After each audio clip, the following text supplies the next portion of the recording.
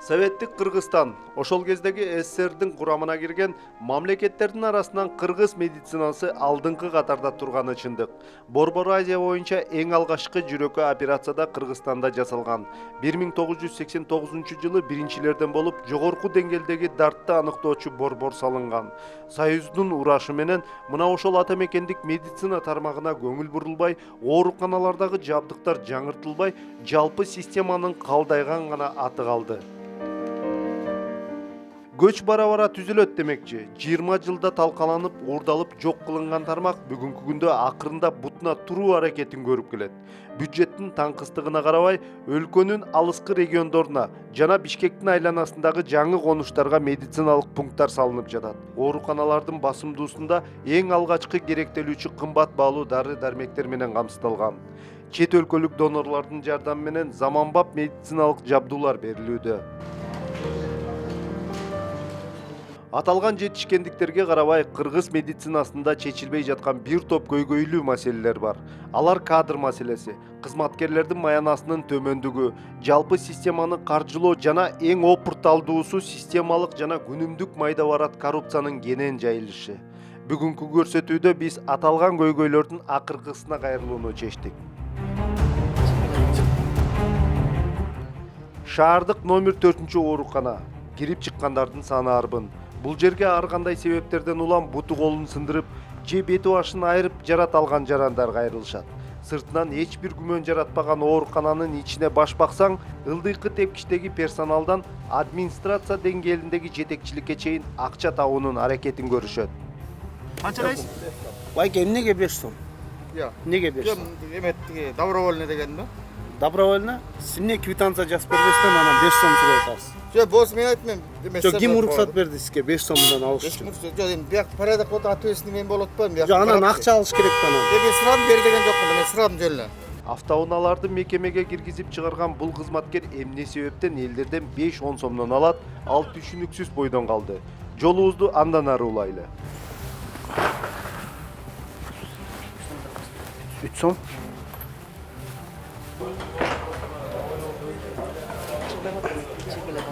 Печать барбы негизинен? Кана администрация ким экениңизди каяктан билебиз, туурабы? Жо, силер кимсиңер өзүңөр? А ким болуп иштейсиңер? Жок, ким болуп иштейсиңер силер?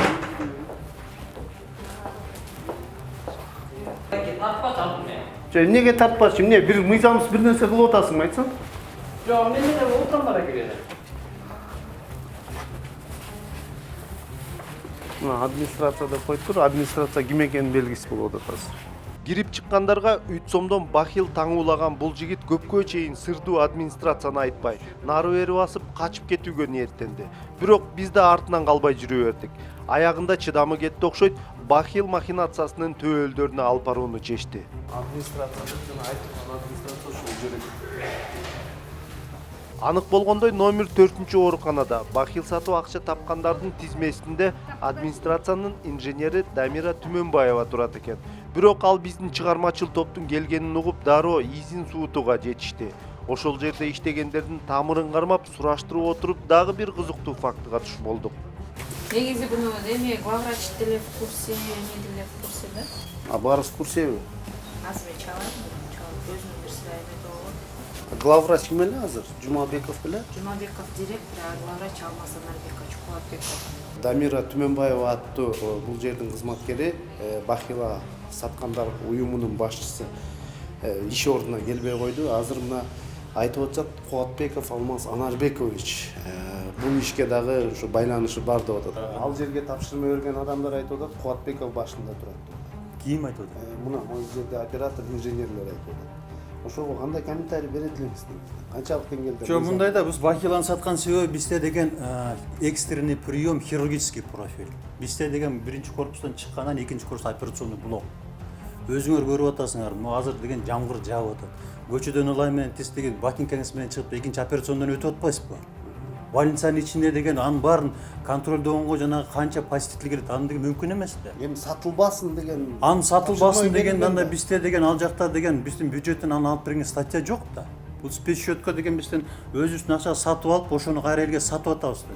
А спецсчетубузда Бахилалар бахилалар бекер берилет да негизи. Кимге берилет бекер? Аптекаларга, дарыканаларга, Ошол бекер берген фирманы алып келип мага көрсөтүп бериңиз, больницага бекер берген фирманы.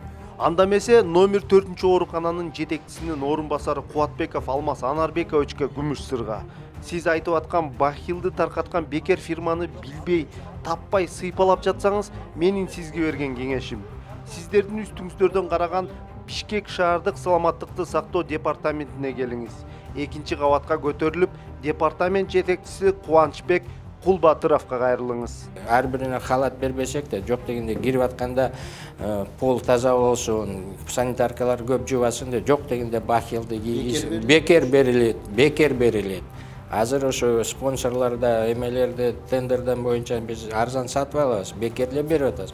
Анан ошо санитарка же эмеде отурган кишилер бирөөнө экөөнө бекер берет, анан ойлойт да, эмне үчүн мен жөн эле бекер берип атат, эч ким жок, тегерек четте эч ким жок, мен сатайынчы деп, анан бир экөөгө сатса уже адат болуп калып атпайбы. Анан ошо менен эмете. А мындай негизи бахилдер кирген адамдарга бекер берилет. Номер 13 үй бүлөлүк дарыгерлер борбору күнүмдүк майда барат коррупциянын чордонуна айланган. Күбөлүк алууга, жумуш орношууга, окууга өтүүгө керектелүү үчүн номер 86 үлгүсүндөгү справкаларды ой келди сатышат. Сенин көзүң начар көрүп, жол чырактардын түстөрүн айырмалай албайсыңбы? Ал тоскоол эмес. Же туберкулез өпкө оорусу менен ооруйсуңбу? Ал да көйгөй эмес. Флюорографиядан өткөрүп, өпкөсү таза деген бүтүм чыгарып, справканы 10 мүнөттүн ичине колуңа тапшырып коюшат. Албетте мунун баары бекер эмес. Сиздин атыңыз, фамилияңыз ким өзү? Фамилияңызчы? Иә. Жакыбалиева. Ким болуп иштейсиз бул жерде? Больница. Эмне себептен справка сатып атасыз? Тааныш келмеген? Тааныштар келсе эле ушинтип эч нерсе органдарды өткөрбөстөн ушинтип справка сатып атасызбы? Эмне сатып атасыз? Ошого жооп бериңизчи. Иә. Главврач каерде отурат? Жок, канчадан бери ушинтип справка сатасыз бул жерде, айтыңызчы? Справка деле сатпайм мен, эме просто коллежанын туган экенин билем, таанышкан. Жок, тааныш болгондо эле ушундай справка сата бериш керекпи? Эми Азыр билесизби, жогору жакта деген ушундай коррупция менен күрөшүү боюнча системдүү ушундай иштер жүрүп атат. А сиздер бул жерде туруп алып, ылдый жагында ушинтип справка сатып, ушу коррупция менен ушинтип алектенип атасыздар. болуп атат. Жасаган ишиңизге мындай өзүңүз өкүнөсүзбү негизи? Эмнеге ушундай иштерге барып атасыз? Эми мындай деле кылчу эмесмин, ушу коллежанын эле туган экен деп эле барып эмеден алып келип эле. Айлыгыңыз канча сиздин? Айлыгым 12-13. Ошол жетпейт да, 12-13 миң, э? Мекемедеги мындай ыплас көрүнүштөрдү мүмкүн жетекчилиги билбесе керек деген таризде номер 13 үй бүлөлүк дарыгерлер борборунун башкы врачына кайрылдык. Я говорю, в чем там дело? Форма 0,86 за, получается, 250 сомов. за 250 сомов. Кто это делал? Я делала. А? Я делала. Вы делали? Да, 67 сом в кассу оплатила, то он получил. Колледжия привела, говорит, сделайте. Я говорю, родственник, помогла. А вы знали, что вот такие случаи у вас Он так не происходят? делает. Я слышал о таких случаях. Ага. И это, в принципе, случается в заведениях. Креслога чалкалап, ордунан камырабаган бул орус тилдүү жетекчи кол алдындагыларды мындай терс көрүнүштөр менен алектенип жатканына таң калган жок. Кыскасы кайдыгер мамиле. Мүмкүн шаардык департамент жетекчилигинин жүзү кызарар деген үмүт менен бул жакка да кайрылдык. Бирок аяктан да канаттандырарлык жооп ала алган жокпуз. Көбүнчө Бишкектин ичинде медиктердин арасында где-то бир 70-60% квартирада жашайт. Анысында ошо, баягы эле бытовой почвага келгенде эле деп, анан бүт барды кички балдар менен жүрүшкөн биздин адистерде баласы келип ыйласа, тиги кошунанын баласы шоколад жеп атат, мен болсо чай менен эле отурам дегенде намызданып, мен да эртең алып келип берем дегенде ошого бытовой эле почва менен илинип калып атпайбы? Албетте, бул көрүнүштөр медицина тармагындагы күнүмдүк майда барат, башкача айтканда бытовая коррупция. Бирок баарыбызга маалым болгондой, дал ушундай майда барат коррупция бара-бара системдүү же көлөмдүү өлчөмгө айланат эмеспи? Коррупцияга каршы күрөш мамлекеттик стратегиянын алкагындагы коргоо кеңешинин чечими менен бул тармак боюнча 5 негизги коррупциялык багыттар аныкталган.